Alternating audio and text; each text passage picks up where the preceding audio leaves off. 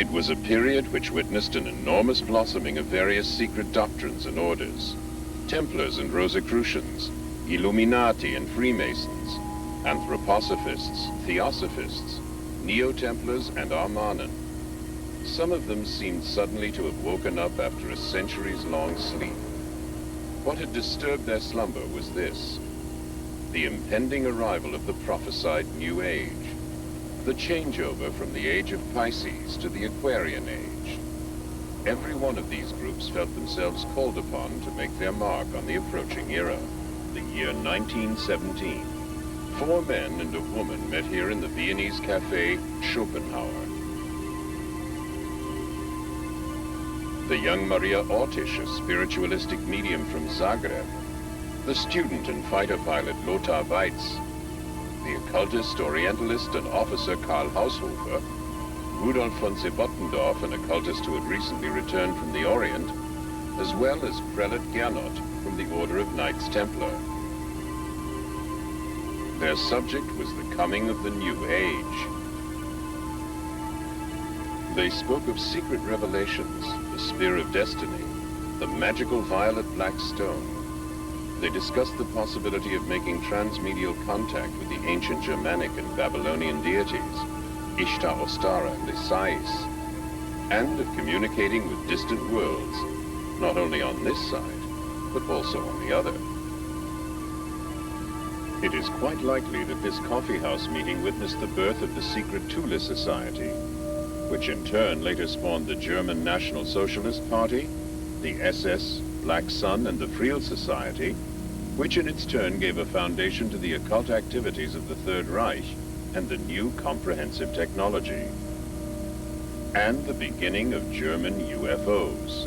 Maria Ortiz presented texts she had received from her spirit medium, one in the Sumerian alphabet and the other in the secret code of the Knights Templar. Both texts had already been translated. Were they messages from the gods or tidings from some alien civilization?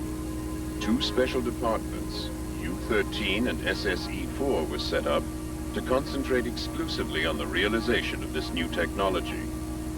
After the National Socialist Party came to power, the occult societies withdrew into the background. Within the SS, the Thule Society created a separate secret organization called the Black Sun. The Vril Society carried on much as before with its scientific research.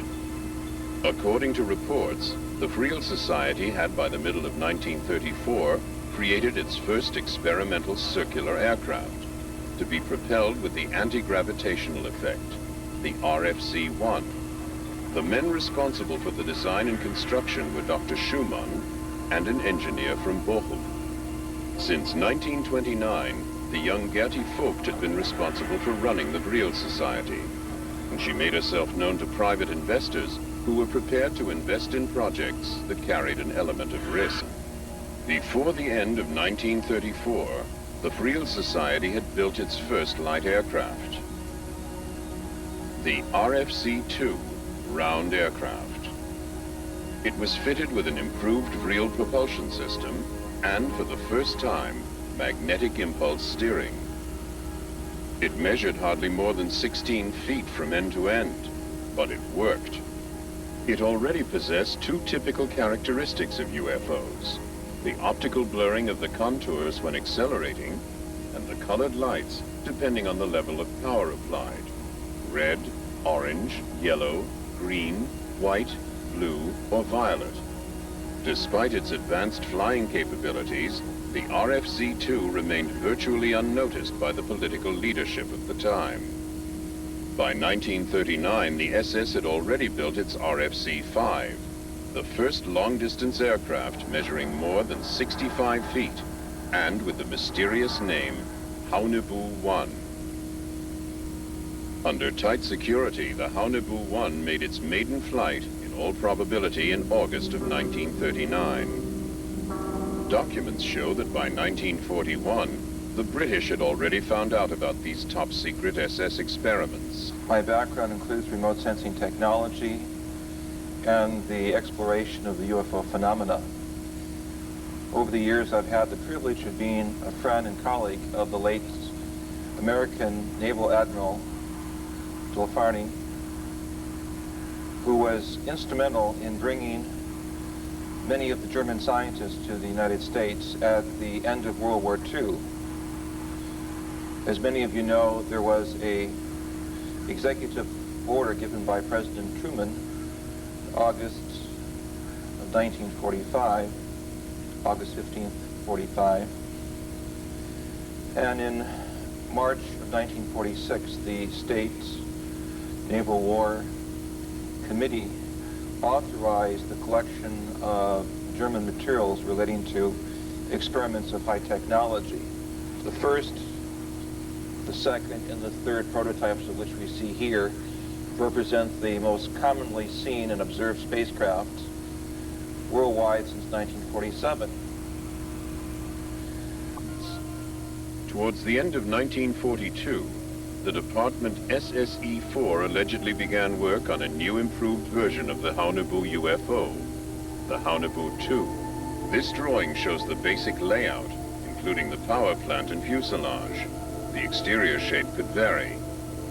The dimensions of the Haunebu 2 varied from craft to craft, from an overall length of between 85 and 100 feet, and a height of between 30 and 36 feet at the center. It was said to be capable of a top speed within the Earth's atmosphere of 3,200 knots. The Haunebu 2 was also, in all probability, capable of space travel.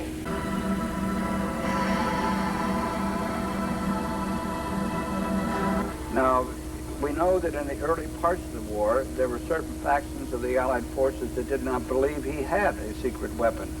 And it wasn't until the Americans made much emphasis of this that they began to look at it seriously, and indeed did discover that Hitler not only had a secret weapon, he had what we would call today a UFO or spacecraft.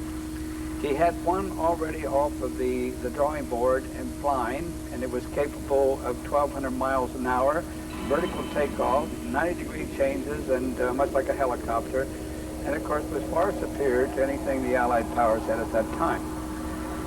Secondly, they knew that he had another craft about to be up and going. It was capable of doing 2,500 miles an hour, which was double